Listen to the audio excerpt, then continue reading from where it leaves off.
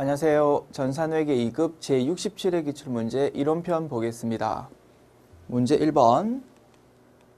다음 중 주요 장부로만 짝지어진 것은 주요 장부 두 가지입니다. 총계정 원장, 분계장 두 가지 나열되어 있는 것 4번이 정답 되겠네요. 문제 2번.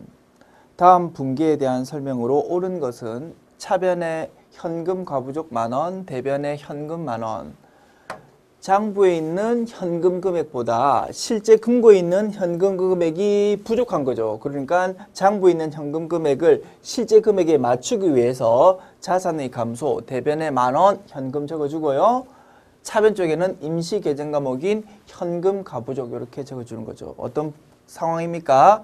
현금의 실제 잔액이 장부 잔액보다 부족함을 발견한 경우 그거가 되겠죠. 4번이 정답. 문제 3번 봅시다. 가나다라에 들어갈 용어 찾는 문제. 자주 출제되는 문제죠. 재무상태표는 일정 시점의 재무상태를 나타내고요. 손익계산서는 일정 기간의 경영성과를 나타냅니다. 정답은 3번이 되겠습니다. 문제 4번 봅시다. 다음 중 빈칸에 들어갈 금액으로 옳은 것은 빈칸 채우기 문제. 이것도 단골 메뉴죠. 자, 기초 자본은 10만 원. 기말 현재의 자산 부채 자본이 제시되어 있고 단기 순이익 만원 이렇게 되어 있네요. 그러면 기초 자본 플러스 단기 순이익은 기말 자본이 되겠죠. 그러면 기말 자본은 11만 원이 되겠습니다. 그러면 자산은 어떻게 자산은 부채 플러스 자본이니까 9만 원 플러스 11만 원 해가지고 20만 원 되겠네요. 그러면 가는 20만 원, 나는 11만 원 돼 있는 3번이 정답. 자, 지웁니다.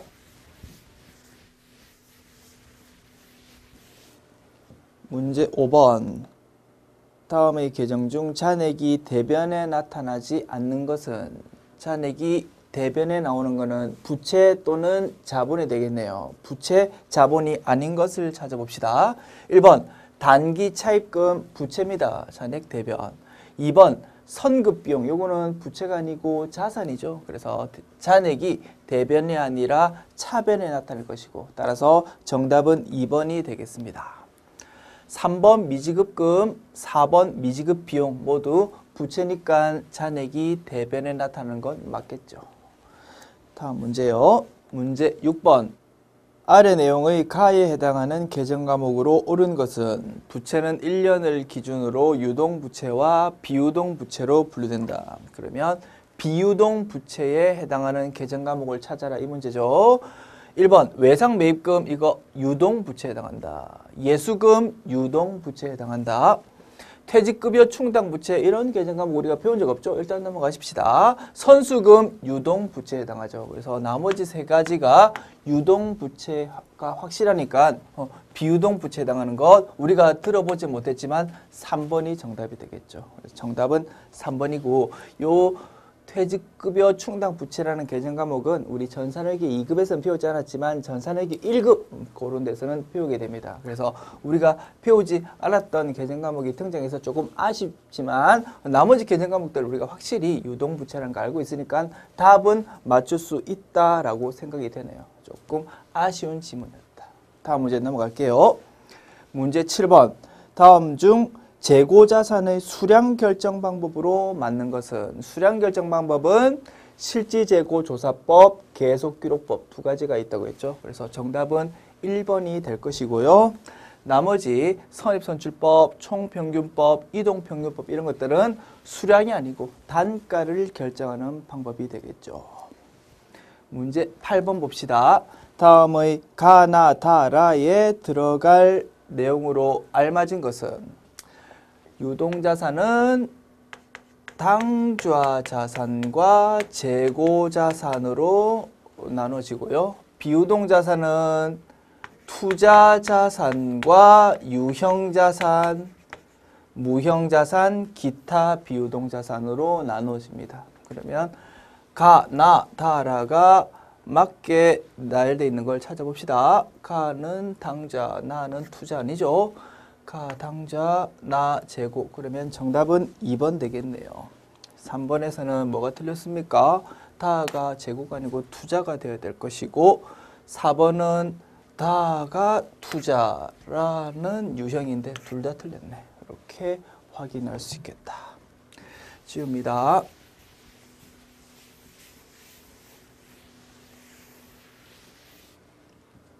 문제 9번. 다음 자료에 의하여 기말 자본을 구할 경우 그 금액은 얼마인가? 기초자산, 기초부채, 총수익, 총비용 제시되어 있습니다. 단골 메뉴죠. 이 문제도 빈칸 채우기 문제. 기초자산 100만 원, 기초부채 60만 원. 그러면 기초 시점의 자본은 40만 원 되겠다. 기초 자본에서 당기 순이익을 더하면 기말 자본이 나옵니다. 당기 순이익 자료 여기 제시되어 있죠. 총 수익 빼기 총 비용이 당기 순이익이다. 그러면 이 케이스는 수익보다 비용이 더 크네요. 얼마? 20만 원. 그래서 이 회사의 경우 당기 순이익은 얼마? 마이너스 20만 원. 이렇게 표현할 수 있겠다. 그러면 기초 자본 플러스 마이너스 20만 원. 그거는 얼마일까요? 그거 묻는 문제죠. 답은 20만 원 되겠다. 지웁니다. 문제 10번요. 다음 자료에 의하여 당기 중에 회수한 외상 매출금을 계산하면 얼마인가? 외상 매출금에 대한 거래 자료들이 쭉 제시되어 있고요. 묻는 것 또한 외상 매출금에 대한 어떠한 금액이다. 어떻게 문제 풀까요? 외상 매출금에 대한 총계정 원장을 그려가지고 푼다. 외상 매출금 자산입니다. 네 자리 왼쪽입니다. 그러면 기초금액 네 자리 쪽 왼쪽에 적어주고요. 기말 금액은 반대쪽에 적어준다. 그리고 이제 거래 자료를 보면서 하나씩 채워가면 됩니다. 자, 당기 외상 매출액 150만 원이 제시되어 있네요. 분기 어떻게 됩니까? 차변의 외상 매출금 150만 원, 대변의 매출액 150만 원 그렇게 적히죠. 그러면 외상 매출금 입장에서는 분기가 어떻게 차변 쪽에 된다. 그러면 그 금액을 150만 원을 총계정 원장의 차변 이쪽에다가 채워주면 되겠습니다. 그리고 매출 애누리와 매출 환입 두 가지가 제시되어 있네. 자, 이런 것들은 분기 어떻게 됩니까? 외상 매출금 받을 돈이 있었는데 이러한 이유로 조금 깎아주는 개념이죠. 그러면 자산의 감소, 즉 대변 쪽에 외상 매출금 요 금액들이 적히고 차변 쪽에는 매출 환입 또는 매출 애누리 이렇게 기록이 될 것이다. 외상 매출금 입장에서는 대변에 적히니까 요 두 가지 금액을 대변 쪽에다가 채워주면 되겠습니다. 그리고 대손액이 제시되어 있네요. 10만 원. 외상 매출금 받을 돈이 있었는데 상대방 회사가 부도가 또는 기타 이유 등으로 그 돈을 못 받게 됐다 이겁니다. 그러면 분기 어떻게 됩니까? 대변의 외상 매출금 10만 원. 그리고 차변 쪽에는 대손 충당금이 있으면 그거 먼저 적어주고 부족하면 대손 상각비 그렇게 적어주면 되겠죠. 차변 쪽에 어떤 계정이 오는지는 명확하게 나타나 있지 않지만 굳이 그거 몰라도 됩니다. 우리가 필요한 거는 대변 쪽에 외상 매출금 10만 원이 적히구나. 그거는 확실히 알 수 있죠. 그러면 충분히 요 총계정 원장 채울 수 있다. 10만 원을 대변 쪽에다가 적어주면 되겠지.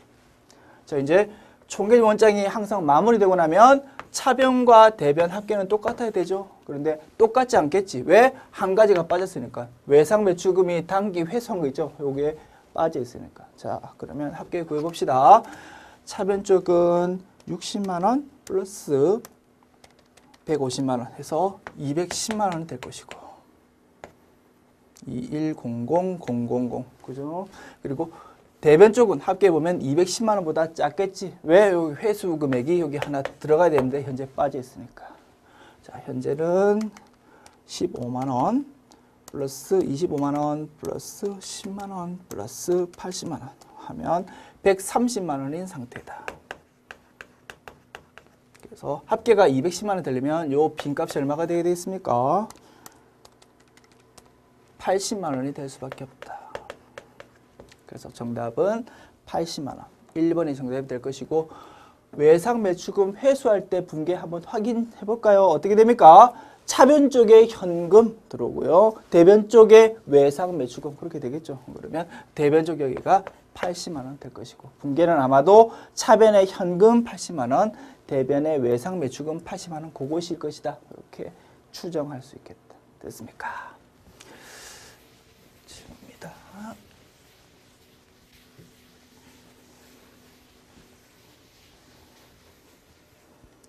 문제 11번. 유형자산을 정액법에 의해 감가상각을 하는 경우 필요한 항목이 아닌 것은, 자, 정액법에 의한 감가상각비 취득원가 빼기 잔존가액 나누기 내용연수. 그렇게 구하니까 여기서 사용 안 되는 거 미삼각잔액이 되겠네요. 정답은 4번. 문제 12번. 휴대폰 대리점인 광성상점의 아래와 같은 거래에 가나의 대변 계정 과목으로 옳은 것은, 휴대폰 한 개에 70만 원 하는 거를 10대 구입했습니다. 대금은 외상으로 했답니다. 외상일 경우 두 가지 계정 과목이 사용될 수 있습니다. 주된 영업활동으로 외상으로 샀다. 그러면 외상 매입금. 주된 영업활동이 아니면서 물건 살 때 외상을 했다. 그러면 미지급금 계정 과목 씁니다. 둘 중에 하나 씁니다. 자, 10대 중에 9대는 판매용 휴대폰이랍니다. 대리점에서 외부에 팔려고 휴대폰을 샀다 이겁니다. 그건 뭡니까? 계정 과목 상품이다. 상품을 사고 파는 거는 주된 영업활동이죠. 그래서 주된 영업활동이기 때문에 차변의 상품, 대변의 외상 매입금 그렇게 적어주면 되겠다. 그리고 10대 중에 한 대는 직원이 업무 볼 때 사용하려고 휴대폰을 산 거랍니다. 요거는 뭡니까?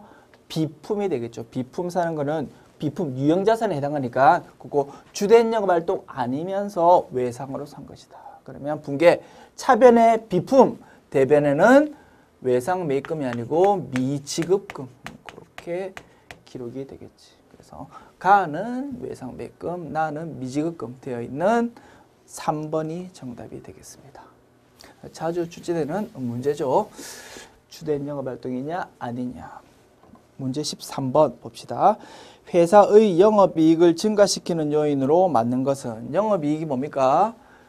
매출액에서 매출 원가를 차감하면 매출 총이익 나오고요. 거기서 판매비와 관리비를 차감했을 때 그때 영업이익이 계산이 됩니다. 그 영업이익에 영향을 뭔가 주는 거래인 거를 찾아봐라. 봅시다. 전화요금을 줄인다. 전화요금 뭡니까? 통신비라는 계정을 쓰는 판매비와 관리비죠. 판매비와 관리비에 해당하는 비용을 작게 하면은 영업이익은 증가하겠죠. 오케이. 영업이익에 영향을 미치는 거래다. 답은 1번 되겠습니다. 2번, 3번, 4번 읽어볼까요? 자본금을 인출한다. 그러면 회사 입장에서 돈이 빠져나가는 거죠. 그러면 대변의 현금, 그리고 차변 쪽에는 인출금이라는 개념을 쓰겠죠. 인출금은 결국은 자본금으로 계정 과목이 대체되죠. 그러면 차변 쪽에는 자본의 감소, 대변에는 자산의 감소 그렇게 기록되는 분배다. 그러면 영업이익에는 전혀 영향을 미칠 여지가 없는 거죠. 3번 자본을 추가 출자한다. 그러면 차변의 현금, 대변의 인출금 그렇게 기록되겠죠. 그러면 차변의 자산의 증가, 대변의 자본의 증가 그렇게 분계가 된다. 그러면 영업이익에는 전혀 영향을 미칠 수가 없겠다. 2번, 3번은 전부 자산하고 자본의 크기에만 영향을 미칠 뿐 영업이익 구하는 데는 전혀 영향을 안 미친다. 4번 차입금에 대한 이자를 줄인다. 이자가 뭡니까? 이자 비용 되겠죠. 요거는 영업 외 비용에 해당한다. 영업 외 비용이니까 영업이익 구하는 데는 전혀 영향을 미치지 않는다. 되죠. 그래서 정답은 1번이 되겠습니다. 문제 14번 봅시다. 다음 중 회계상의 거래에 해당하지 않는 것은, 회계상의 거래 자주 출제되는 형태입니다. 자, 1번 새로운 거래처와 자사 제품 판매 계약을 체결하였다. 계약 체결만으로는 아직 자산, 부채, 자본, 수익, 비용 어떤 것도 변동이 없기 때문에 요거는 회계상 거래가 아니다. 그죠? 그래서 정답은 1번이 되겠습니다. 2번, 3번, 4번 볼까요? 2번 보관 중이던 상품이 화재로 소실되었다. 상품이라는 자산이 지금 없어졌으니까 그죠? 회계상 거래가 맞다.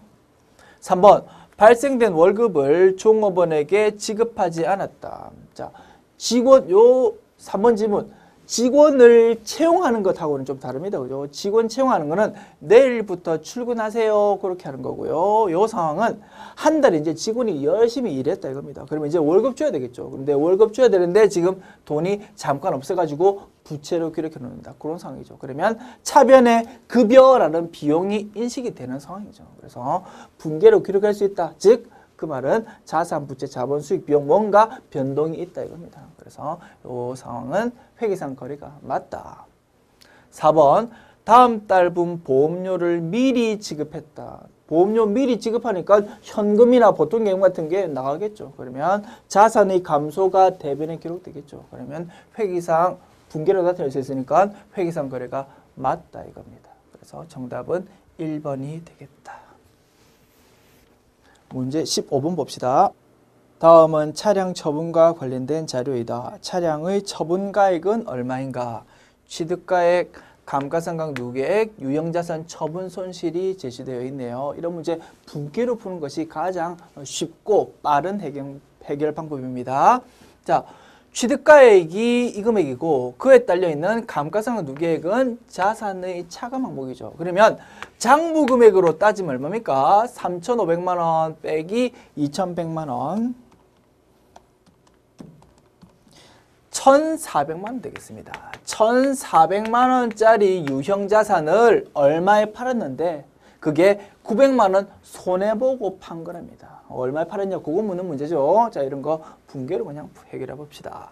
자, 유형자산을 처분했을 때 분계 어떻게 된다고요? 1단계 대변에 취득원가 적어준다. 계정과목은 뭘로 하면 될까요? 차량이니까 차량 운반구 그렇게 적어주면 되겠네. 금액은 취득원가인 3,500만 원. 그리고 2단계 차변 쪽에 감가상각 누계액을 적어주면 되겠다. 얼마? 2,100만 원. 그래서 결국은 순액으로 따지면 결국 1,400만 원이라는 자산이 지금 빠져나간 것이다 이겁니다. 그죠? 1,400만 원짜리 자산이 빠져나갔는데 돈이 얼마 들어왔겠죠? 돈이 현금으로 들어왔다라고 가정할까요? 요거 돈이 뭔가 들어왔는데 얼마 들어왔겠냐 이겁니다. 자, 그런데 결과적으로는 요거 손해보고 판 거래. 얼마? 900만 원. 그러면 비용이니까, 그죠? 비용이니까 차변 쪽에 적히겠죠? 유형자산 처분 손실 900만 원. 자, 이제 항상 분계를 하고 나면 차변 합계와 대변 합계가 똑같아야 되거든요. 그러면 빈값 얼마일까? 이렇게 구하면 되겠다. 자, 대변 합계 3,500만 원. 그러면 차변 합계도 3,500만 원 돼야 되겠죠. 자, 2,100만 원, 900만 원 합해보면 3,000만 원이고 그러면 부족한 게 현재 500만 원 되겠네. 그죠? 그래서 정답은 2번이 정답. 이렇게 보면 되겠다. 자, 지금까지 제 67회 전산회계 2급 문제 풀어봤고 어떻습니까? 우리가 배우지 않았던 퇴직급여 충당부채라는 계정과목이 답이 되는 문제가 하나 있긴 했지만 답은 충분히 찾을 수 있을 것 같고요. 그 외의 문제들 전부 다 우리 수업 시간에 강조했던 포인트에서 다 출제되었다는 거 확인할 수 있겠네요. 수고하셨습니다.